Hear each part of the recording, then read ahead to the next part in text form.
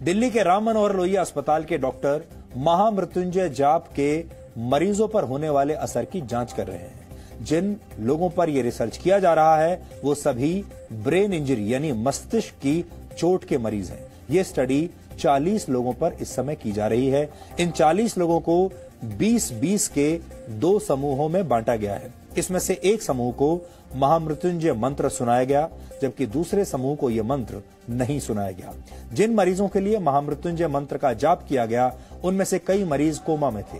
हालांकि इस रिसर्च का तरीका थोड़ा अलग है, क्योंकि मंत्र पढ़ने का काम अस्पताल में नहीं बल्कि अस्पताल से 13 किलोमीटर दूर संस्कृत विद्यापीठ में किया जा रहा है। इसे समझाने के लिए हम आपको अस्पताल की कुछ तस्वीरें आज दिखाएंगे।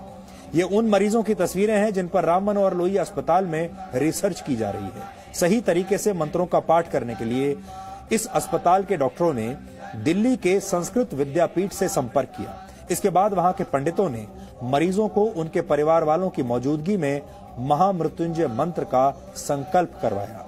डॉक्टरों और मंत्रोच्चार करने वाले आचार्यों का कहना है कि मंत्रों की शक्ति से 20 में से 18 मरीजों को बचा लिया गया, जबकि जिन मरीजों के लिए मंत्रों का पाठ नहीं हुआ उन मरीजों में कोई सुधार नहीं देखा गया। महामृत्युंजय मंत्र का अर्थ है मृत्यु को जीतने वाला महान मंत्र। ऐसा माना जाता है कि इस मंत्र का जाप करने से अकाल मृत्यु का डर समाप्त हो जाता है। इस मंत्र की रचना ऋषि मार्कंडेय ने की थी।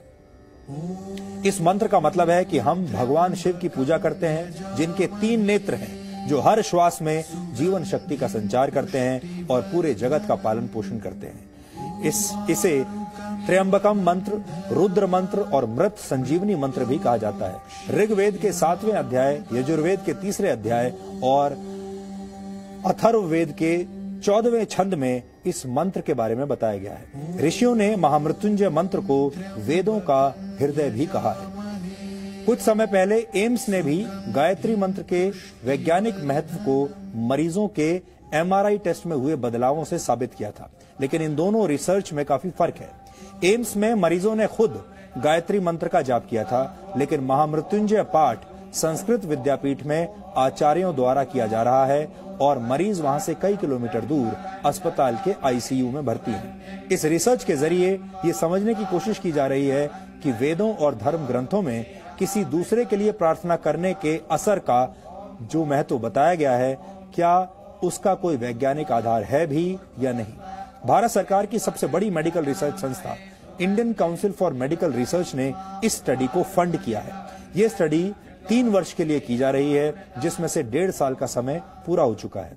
यानी आप कह सकते हैं कि आस्था और विज्ञान के इस अनोखे मेल के फाइनल नतीजे आने में अभी 1.5 साल का वक्त और लगेगा।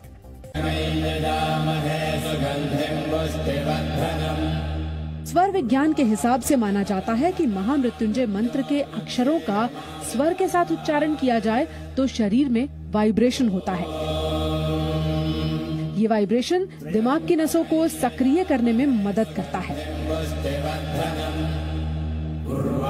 हालांकि यहाँ ध्यान देने वाली बात यह है कि इस प्रयोग में मरीज खुद मंत्र नहीं पढ़ रहा है, बल्कि उसके लिए पंडित एक तरह से अनुष्ठान कर रहे हैं। यानी इस रिसर्च का आधार पूरी तरह से आस्था के विज्ञान पर टिका है।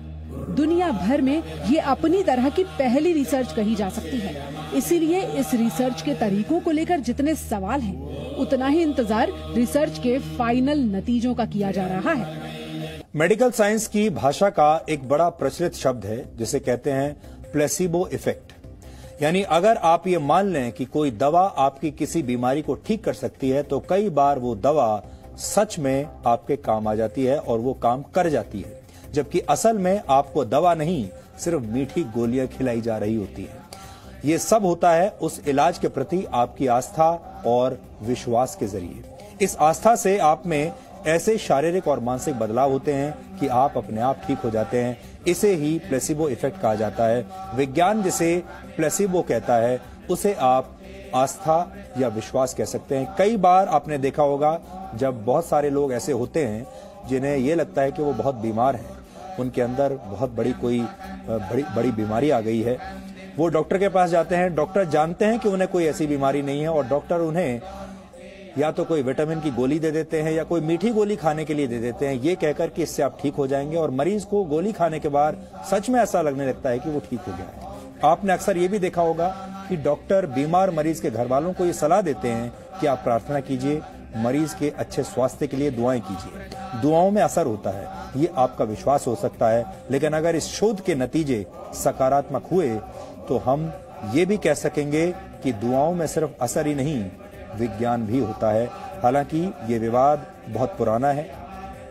साइंस, विज्ञान और धर्म के बीच ये जो टकराव है ये हमेशा से रहा है, आगे भी रहेगा, और इसीलिए इस टकराव को कम करने के लिए इस तरह की जो स्टडीज हैं वो होती रही है, आगे भी होती रहेंगी, और हम उनके बारे में आपको ऐसे ही बताते रहेंगे।